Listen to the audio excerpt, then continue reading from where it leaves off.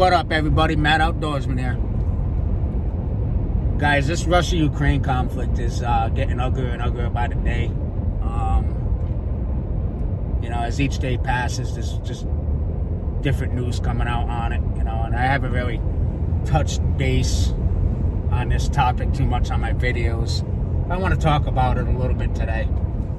I just read a news article where the U.S. has sent tanks over to Ukraine to help them in their war effort, fighting this war against Russia, right? What I find fascinating about that is our own president, ice cream man himself, Joseph Biden, air quotes, president, has stated that the day that tanks are on the ground in Ukraine is when World War III starts. Alright? Don't take it from me. He said it. Alright? Those are his words. More or less.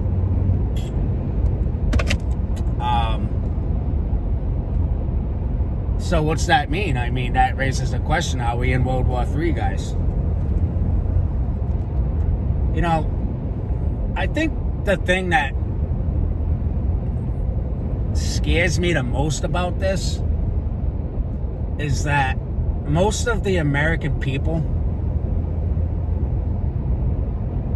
really don't care what's going on between Russia and Ukraine. They know that there's a war going on. They know that we've sent over $100 billion of our taxpayer money over there to help in this war effort. They know that we have sent military equipment and other military aid over there. They know that we're flying in troops, Ukraine troops, into this country, the U.S., to train them and then to send them back over there into battle. But why isn't this a big issue? Why aren't people in the streets rioting over this? Okay? And I think the biggest reason is it's not our troops over there fighting this war. We don't got tens of thousands of U.S. forces on the ground over there fighting this war. We have everything but that, though. Alright? So why isn't there protest? Why isn't there riots in the streets? People are out rioting over a police station being built down in Atlanta. People can go and riot on that and break into fucking stores and steal Nike sneakers and TVs.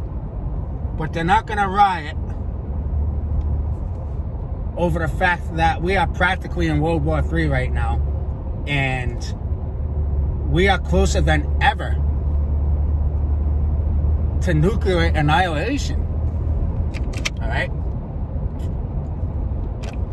So there's a little thing out there called the Doomsday Clock, guys. The Doomsday Clock. I think it came into effect in the year 1947. And the Doomsday Clock, pretty much, to dumb it down, it's a scale of how close we are to the end of the world. Alright? And, they came up with this Doomsday Clock after the atomic bomb was invented. Alright?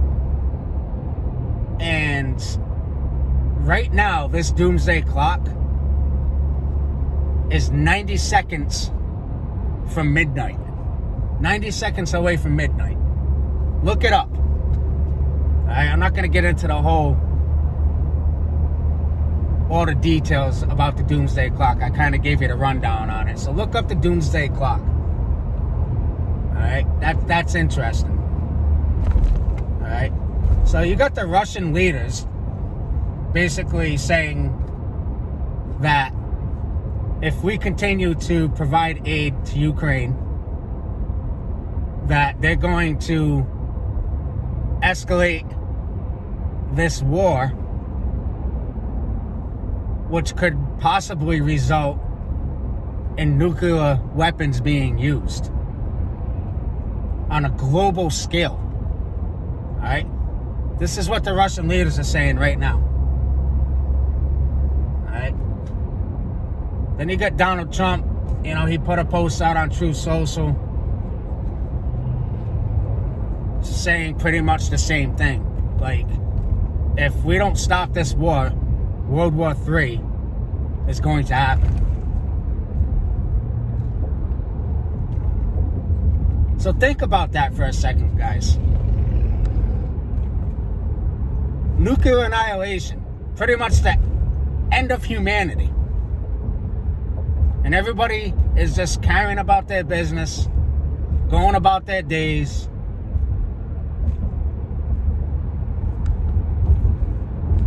And there's not enough people really awake to that fact.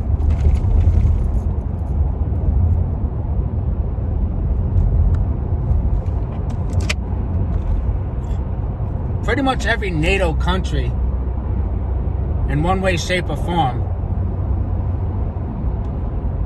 is involved in this conflict. You know?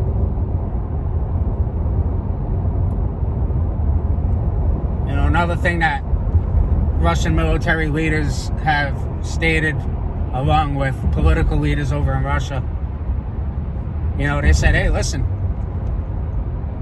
if these weapons and equipment that the U.S. and other NATO countries are providing are being used to target civilian cities in Russia, again, there will be global consequences to pay. Why aren't world leaders calling for an end to this war? I mean, if there are, I'm missing it. I haven't seen one world leader stand up and say, we need to end this war right now. We need to come to the table and start negotiating a peace deal. I don't see anything about that in the news. You know? Our president pretty much just, he's pretty much basing his presidency on winning this war.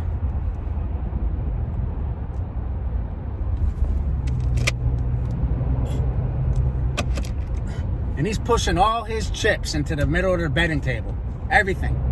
Staking everything on winning this war. This will be his legacy.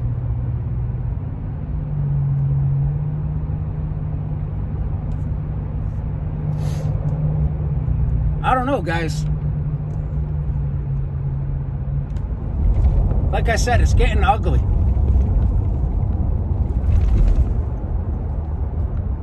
And I don't know what it's going to take for more people to wake up to that and realize just how dangerous of a game here that our leaders are playing with our lives at this point.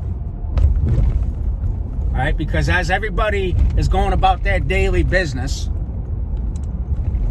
all right, with their heads in the sand, they're going to wake up one day and realize, shit, New York City just got nuked, or Washington, D.C. just got nuked, or Russia just dropped nukes, you know, just bombed Poland, you know? And I say Poland because it's the neighboring country and it's a NATO country. You know?